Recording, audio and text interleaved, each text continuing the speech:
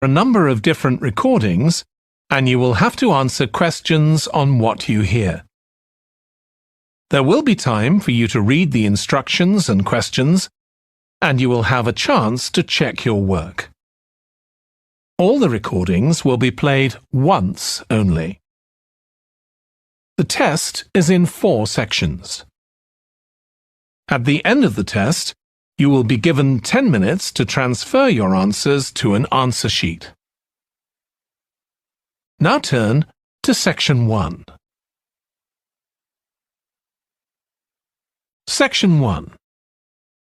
You will hear a phone conversation between Alex, an employee at a company called JPNW, and Martha, who wants to work as a trainee at the company. First, you have some time to look at questions 1 to 7.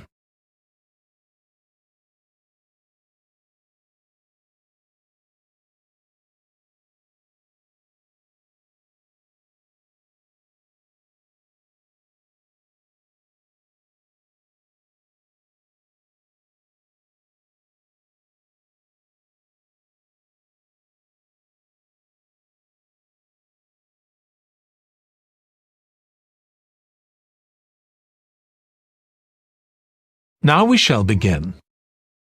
You should answer the questions as you listen, because you will not hear the recording a second time. Listen carefully and answer questions 1 to 7. Hi, Alex. It's Martha Clines here. James White gave me your number. I hope you don't mind me calling you. Of course not. How are you, Martha? Good, thanks. I'm ringing because I need a bit of advice. Oh yeah, what about? The training you did at JPNW a few years ago, I'm applying for the same thing. Oh right, yes, I did mine in 2014. Best thing I ever did, I'm still working there. Really? What are you doing? Well, now I work in the customer services department, but I did my initial training in finance. I stayed there for the first 2 years and then moved to where I am now. That's the same department I'm applying for. Did you enjoy it? I was pretty nervous to begin with. I didn't do well in my exams at school, and I was really worried because I failed maths. But it didn't actually matter because I did lots of courses on the job. Did you get a diploma at the end of your trainee period? I'm hoping to do the one in business skills. Yes, that sounds good. I took the one on IT skills, but I wish I'd done that one instead. OK, that's good to know. What about the other trainees? How did you get on with them? There were about 20 of us who started at the same time, and we were all around the same age. I was 18, and there was only one person younger than me who was 17. The rest were between 18 and 20. I made some good friends. I've heard lots of good things about the training at JPNW. It seems like there are a lot of opportunities there. Yeah, definitely. Because of its size, you can work in loads of different areas within the organisation. What about pay? I know you get a lower minimum wage than regular employees. That's right, which isn't great, but you get the same number of days holiday as everyone else, and the pay goes up massively if they offer you a job at the end of the training period. Yeah, but I'm not doing it for the money. It's the experience I think will be really useful. Everyone says by the end of the year you gained so much confidence. You're right, that's the most useful part about it. There's a lot of variety too. You're given lots of different things to do. I enjoyed it all. I didn't even mind the studying. Do you have to spend any time in college? Yes, 1 day each month. So you get lots of support from both your tutor and your manager. That's good. And the company is easy to get to, isn't it? Yes, it's very close to the train station, so the location's a real advantage. Before you hear the rest of the phone conversation, you have some time to look at questions 8 to 10.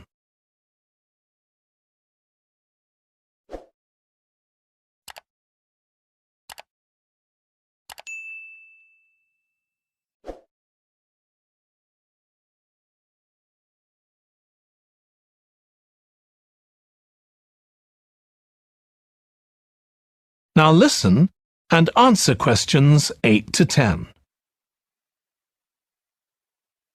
Have you got a date for your interview yet? Yes, it's on the 23rd of this month. So long as you're well prepared, there's nothing to worry about. Everyone's very friendly. I am not sure what I should wear. What do you think? Nothing too casual, like jeans, for example. If you've got a nice jacket, wear that with a skirt or trousers. Okay, thanks. Any other tips? Well, I know it's really obvious, but arrive in plenty of time. They hate people who are late.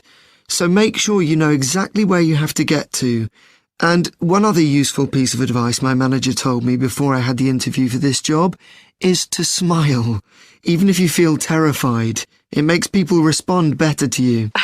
I'll have to practice doing that in the mirror. Yeah, well, good luck. Let me know if you need any more information. Thanks very much. That is the end of section 1. You now have half a minute to check your answers.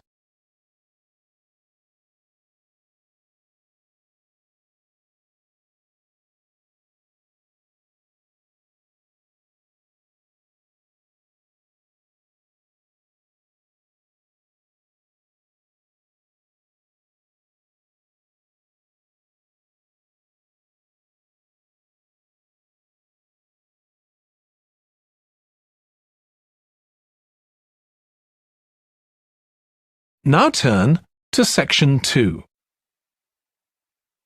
Section 2. You will hear a woman called Annie, who works at the snow centre in New Zealand, welcoming a group of visitors to the centre. First, you have some time to look at questions 11 to 16.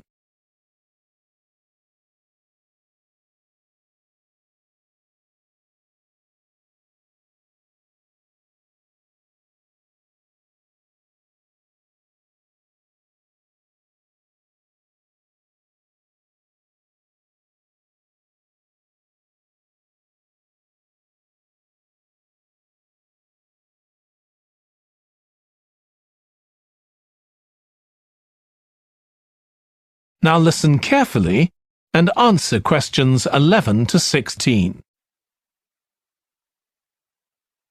Hi everyone, welcome to the Snow Centre. My name's Annie. I hope you enjoyed the bus trip from the airport.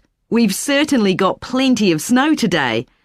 Well, you've come to New Zealand's premier snow and ski centre, and we've a whole load of activities for you during your week here. Most visitors come here for the cross-country skiing, where you're on fairly flat ground for most of the time, rather than going down steep mountainsides. There are marked trails, but you can also leave these and go off on your own, and that's an experience not to be missed. You can go at your own speed. It's great aerobic exercise if you really push yourself. Or, if you prefer, you can just glide gently along and enjoy the beautiful scenery. This afternoon, you'll be going on a dog sled trip. You may have seen our dogs on TV recently racing in the Winter Sled Festival. If you want, you can have your own team for the afternoon and learn how to drive them, following behind our leader on the trail. Or if you'd prefer, you can just sit back in the sled and enjoy the ride as a passenger. At the weekend, we have the team relay event, and you're all welcome to join in. We have a local school coming along, and a lot of the teachers are taking part too. Participation rather than winning is the main focus, and there's a medal for everyone who takes part. Participants are in teams of 2 to 4, and each team must complete 4 laps of the course. For your final expedition, you'll head off to Mount Frenna wearing a pair of special snowshoes which allow you to walk on top of the snow. This is an area where miners once searched for gold, though there are very few traces of their work left now. When the snow melts in summer, the mountain slopes are carpeted in flowers and plants. It's a long ascent, though not too steep, and walkers generally take a couple of days to get to the summit and return. You'll spend the night in our hut halfway up the mountain. That's included in your package for the stay. It's got cooking facilities, firewood and water for drinking. For washing, we recommend you use melted snow, though, to conserve supplies. We can take your luggage up on our snowmobile for you for just $10 a person. The hut has cooking facilities, so you can make a hot meal in the evening and morning, but you need to take your own food. The weather on Mount Frenna can be very stormy. In that case, stay in the hut. Generally, the storms don't last long. Don't stress about getting back here to the centre in time to catch the airport bus. They'll probably not be running anyway. We do have an emergency locator beacon in the hut, but only use that if it's a real emergency, like if someone's ill or injured. Before you hear the rest of the talk, you have some time to look at questions 17 to 20.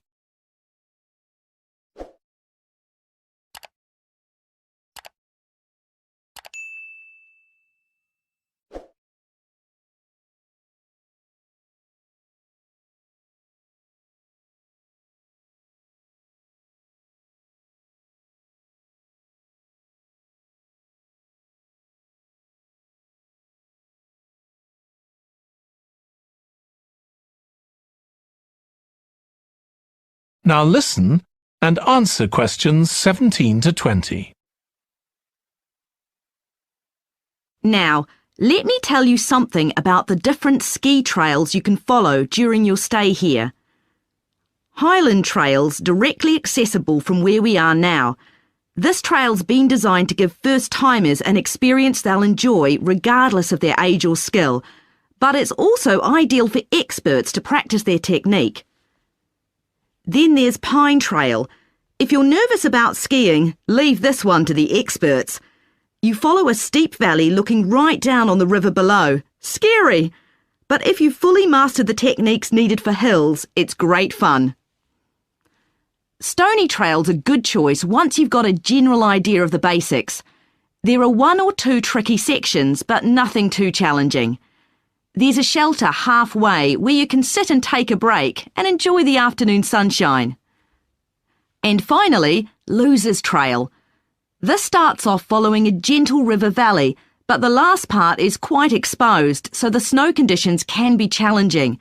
If it's snowing or windy, check with us before you set out to make sure the trail's open that day.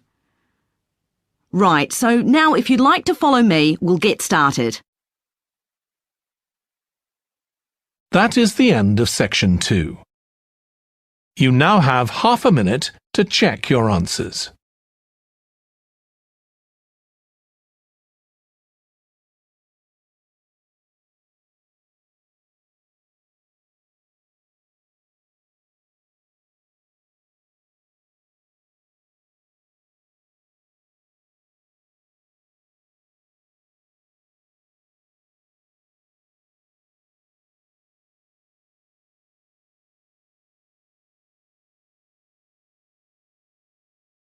Now turn to Section 3.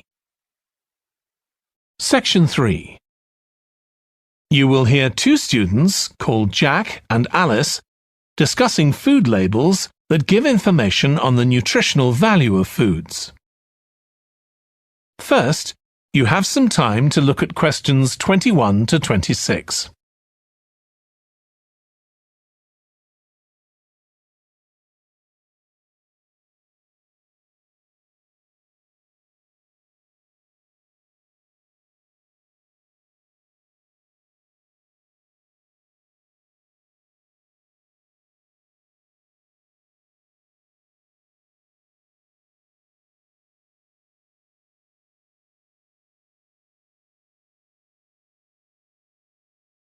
Now listen carefully and answer questions 21 to 26.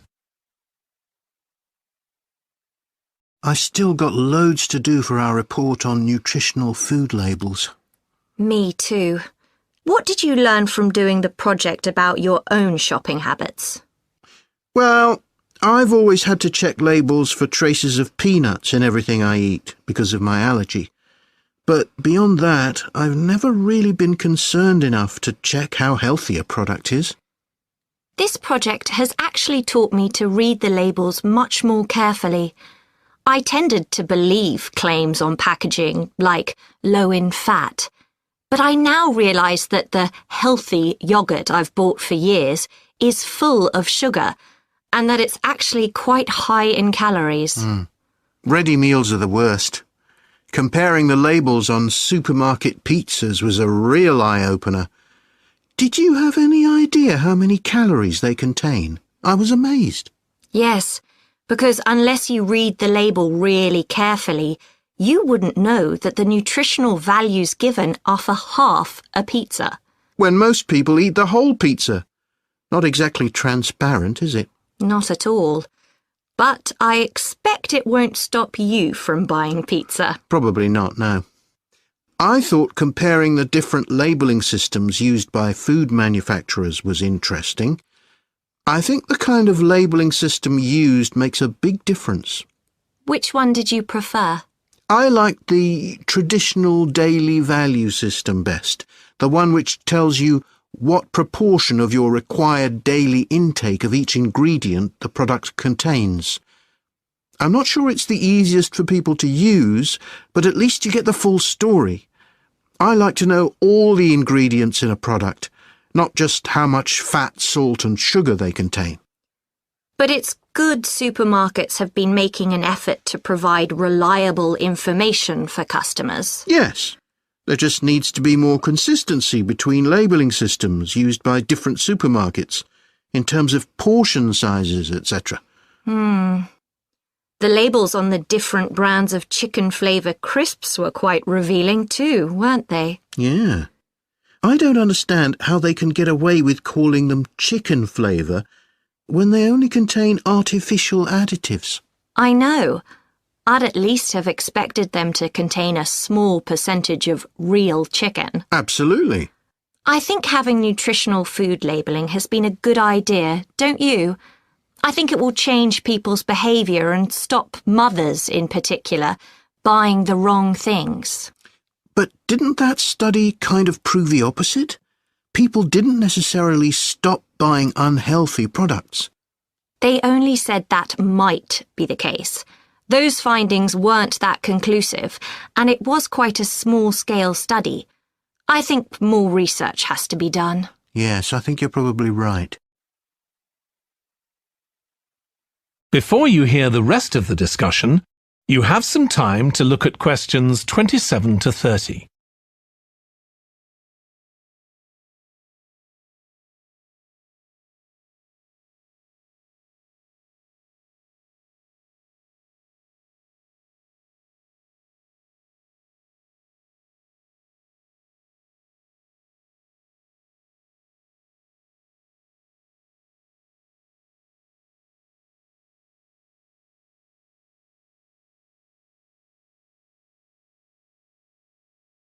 Now listen and answer questions 27 to 30. What do you think of the traffic light system? I think supermarkets like the idea of having a colour-coded system, red, orange or green, for levels of fat, sugar and salt in a product. But it's not been adopted universally, and not on all products. Why do you suppose that is? Pressure from the food manufacturers. Hardly surprising that some of them are opposed to flagging up how unhealthy their products are. I'd have thought it would have been compulsory. It seems ridiculous it isn't. I know. And what I couldn't get over is the fact that it was brought in without enough consultation. A lot of experts had deep reservations about it. That is a bit weird. I suppose there's an argument for doing the research now when consumers are familiar with this system. Yeah, maybe. The participants in the survey were quite positive about the traffic light system. But I don't think they targeted the right people. They should have focused on people with low literacy levels, because these labels are designed to be accessible to them. Yeah. But it's good to get feedback from all socio-economic groups. And there wasn't much variation in their responses. No. But if they hadn't interviewed participants face-to-face, they could have used a much bigger sample size. I wonder why they chose that method. Dunno. How were they selected? Did they volunteer or were they approached? I think they volunteered. The thing that wasn't stated was how often they bought packaged food, All we know is how frequently they use the supermarket. That is the end of section 3. You now have half a minute to check your answers.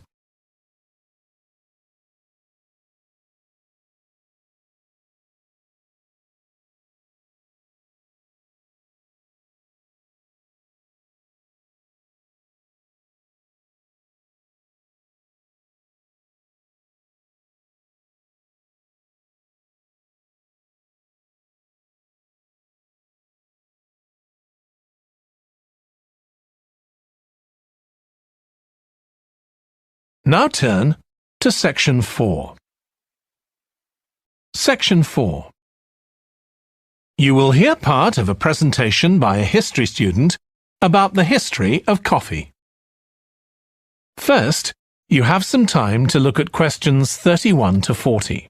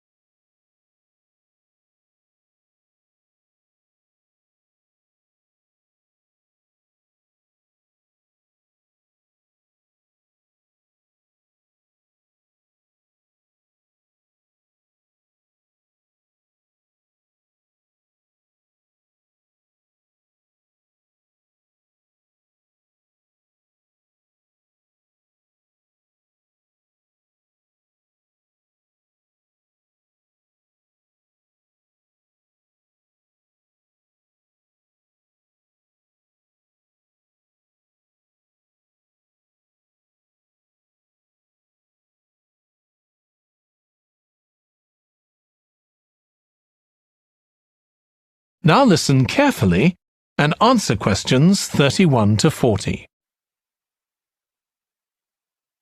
In my presentation, I'm going to talk about coffee and its importance both in economic and social terms.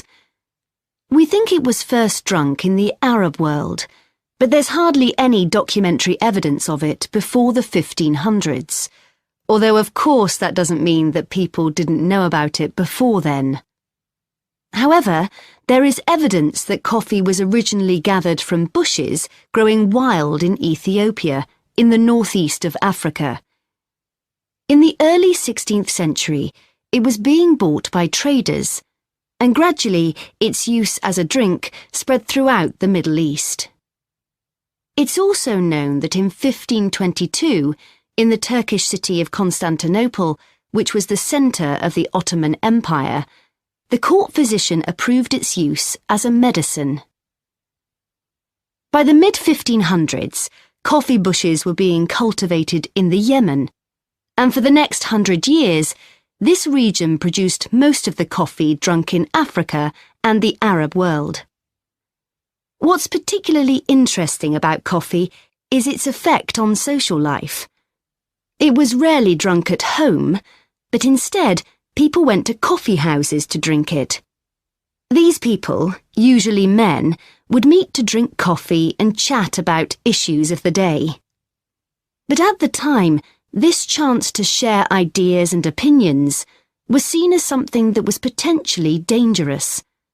And in 1623, the ruler of Constantinople demanded the destruction of all the coffee houses in the city, although after his death, many new ones opened, and coffee consumption continued.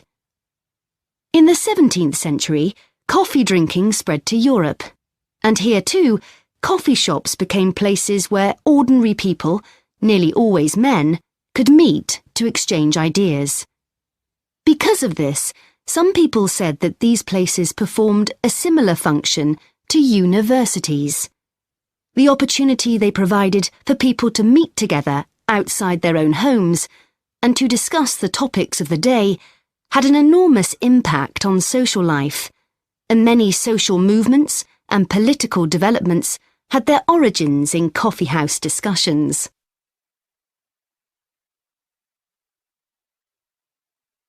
In the late 1600s, the Yemeni monopoly on coffee production broke down, and coffee production started to spread around the world, helped by European colonization. Europeans set up coffee plantations in Indonesia and the Caribbean, and production of coffee in the colonies skyrocketed. Different types of coffee were produced in different areas, and it's interesting that the names given to these different types, like mocha or Java coffee, were often taken from the port they were shipped to Europe from. But if you look at the labour system in the different colonies, there were some significant differences. In Brazil and the various Caribbean colonies, coffee was grown in huge plantations, and the workers there were almost all slaves. But this wasn't the same in all colonies.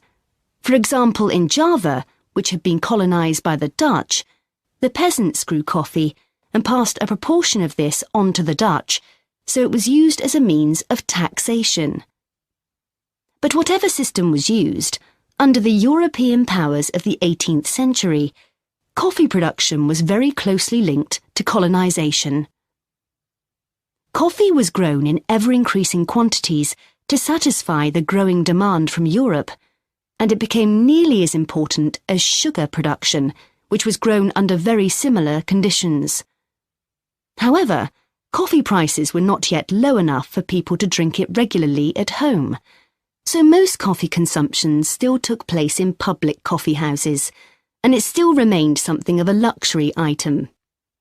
In Britain, however, a new drink was introduced from China and started to become popular, gradually taking over from coffee, although at first it was so expensive that only the upper classes could afford it. This was tea, and by the late 1700s it was being widely drunk.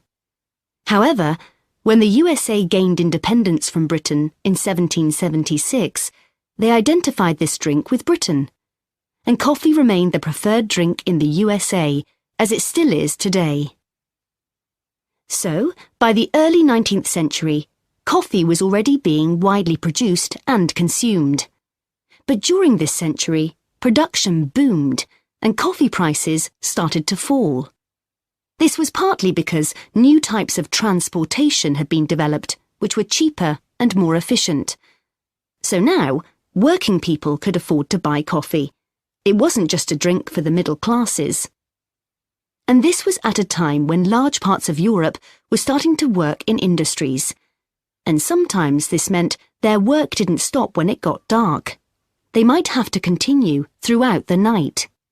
So the use of coffee as a stimulant became important. It wasn't just a drink people drank in the morning for breakfast. There were also changes in cultivation. That is the end of section 4. You now have half a minute to check your answers.